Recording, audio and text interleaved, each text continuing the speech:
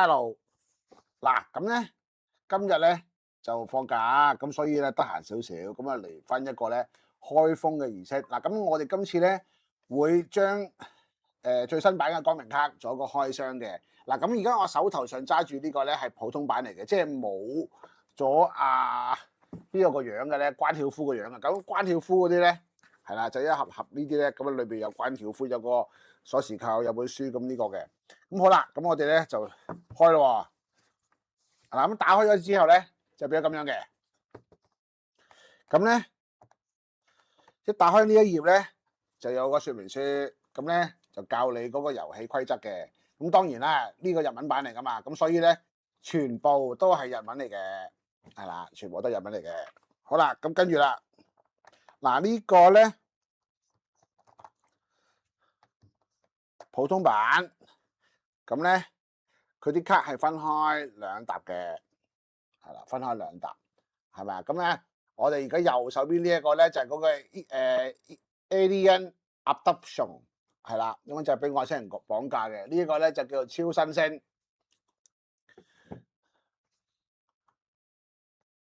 係啦。咁佢嘅包裝就係咁樣嘅。咁啊打開咗之後咧，嗱咁啊驚大家睇唔到啊，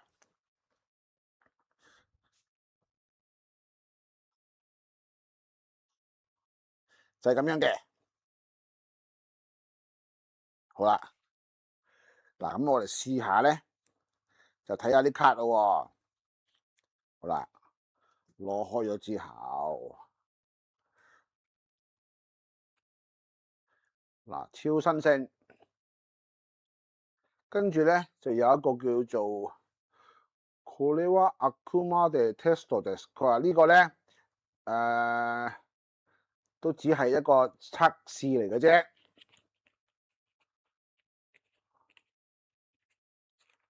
係啦。Teflon 加工嗱咁咧，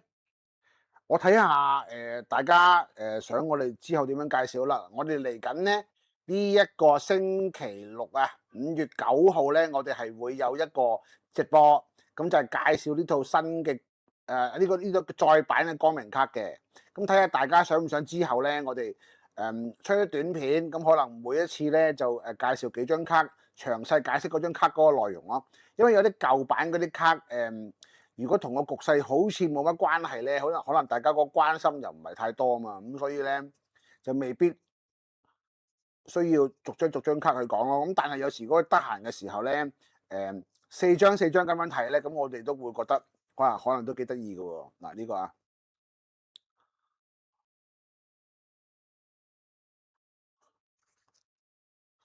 好啦，咁咧我會喺呢一集開箱卡嗰度咧，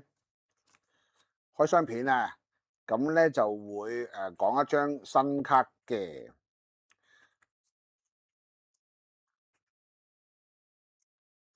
防壟斷啦，咩馬哇魯馬咩，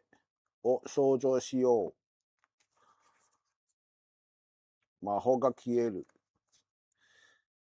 次 Q 安丹卡，嗱呢啲咧全部都係咧係啦，只係將佢翻譯翻做日文嘅啫。呢啲舊卡啊，呢個衰卡西瓜啦呢啲。好啦，嗱我哋見到新卡咯喎，嗱呢一張咧就係嗰個咧可愛的或者係親愛的孩子們啦呢張。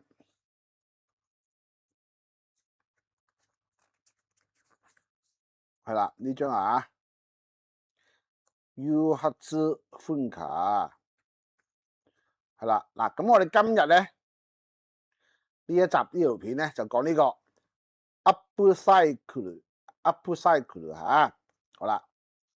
抽咗出嚟先。好，咁跟住啦，嗱其實呢張都係咧，我諗最多朋友想知咯，呢個係啦，嗱又有小灰人啦，又有呢個嗰個日本天皇嗰個古墳啦，跟住又有啲西裝友咯，好似坐咗喺一架飛行器裏邊咧去觀察地面嘅一啲事宜咁樣嘅。好啦，咁啊呢啲咧就係啲舊卡啦，係啦，武器商人嗱，其實咧呢啲可能咧係同之前嗰啲 UFO 卡係有關嘅，因為咧如果公佈咗一旦公佈咗呢個 UFO 嘅一啲機密嘅時候咧咁有一啲一直以嚟用緊佢哋有嘅渠道可以攞到啲所謂叫做黑科技去研製武器嘅商人咧，可能就會有一個大洗牌啦。係啦，暴力學教會暴力庫格QOK 係啦，嗱呢個copy shop 專門複製人呢個 convenience 呢個便利店咧係啦，咁都係咧嗱，其實便利店都有陰謀論講嘅，我個人認為，我同阿 Gary 商量下，睇下呢個值唔值得講先。好啦，咁呢個托兒所係啦，咁狂熱嘅支持者啦，係啦，啲製藥公司啲唔使講啦，係嘛？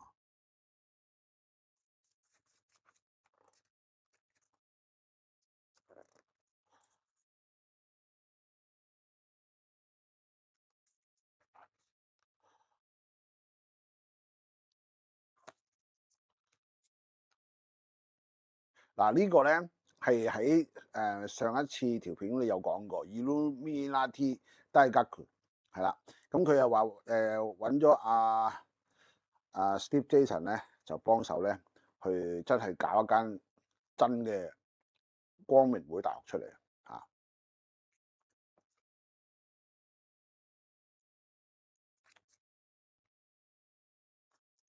民兵組織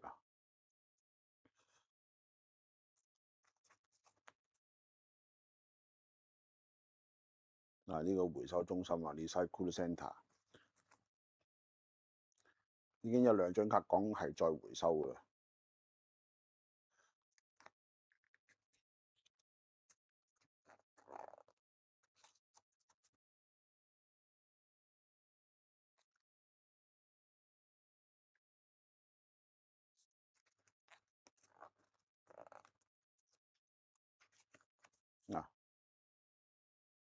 不過今日就呢啲咧，就可能咧，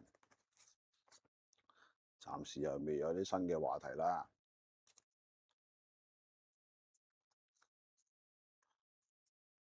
呢個都其實都幾搞笑喎！呢個 QDAB 做係一隻巨型嘅蝦，點解巨型嘅蝦有啲點解有巨型嘅蝦咧？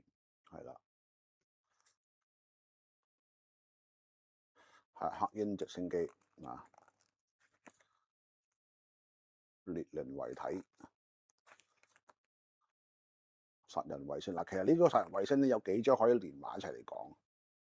寫咩你都結所不個所詞 Power Asset 啦，Power Asset 就同頭先嗰張係可以一齊嘅。Spy Asset 頭先嗰3張係啦，呢個透視眼鏡Toshi Mega 嚟。賭神液晶牌眼鏡好，咁我哋咧剩翻落嚟嘅時間咧，就試下解釋下呢張卡咁睇下大家睇到嘅會唔會同我一樣，定係話你哋都有你自己嘅觀點啦好啦，嗱咁我其實咧呢張卡係點樣嘅咧？嗱，大家可以睇住幅圖先，睇住幅圖咧就係咧有一個好燈火通明嘅一個街道啦。咁雖然係見唔到好多嗰啲遊戲機或者係啲動漫嘅標誌，咁但係大家咧都可以某程度上咧係幻想到咧都係一啲咧商店街係充滿住青年人嘅一啲氛圍嘅。好啦，咁我哋睇一睇啦。左手邊嗰個男仔咧就攞住個好大嘅 figure，右手邊咧嗰個戴住面具嘅女仔面具嘅金髮女仔就攞隻手出嚟，咁隻手上面咧有一個類似咧透透地明嘅一個 N 日本 N 嘅嗰個貨幣嘅一個符號啦，係啦，咁好多好亂嘅霓虹街道嘅一個背景啦，係啦，咁好啦，喺呢張卡裏邊咧係我哋可以睇到幾樣，就係交易係咁交易，咁又有啲咩陰謀啊？咁其實咧，我哋可以理解為咧，呢一個男仔究竟佢係賣模型、賣數據定係賣設計圖咧？而戴住面具嘅嗰個女士啊，係咪又係代表匿名嘅象徵？定係要為咗逃避某一啲被監察嘅部分？咁所以咧就要戴個面具，就避開呢個面部辨識。定係單純嘅流行趨勢咧，而且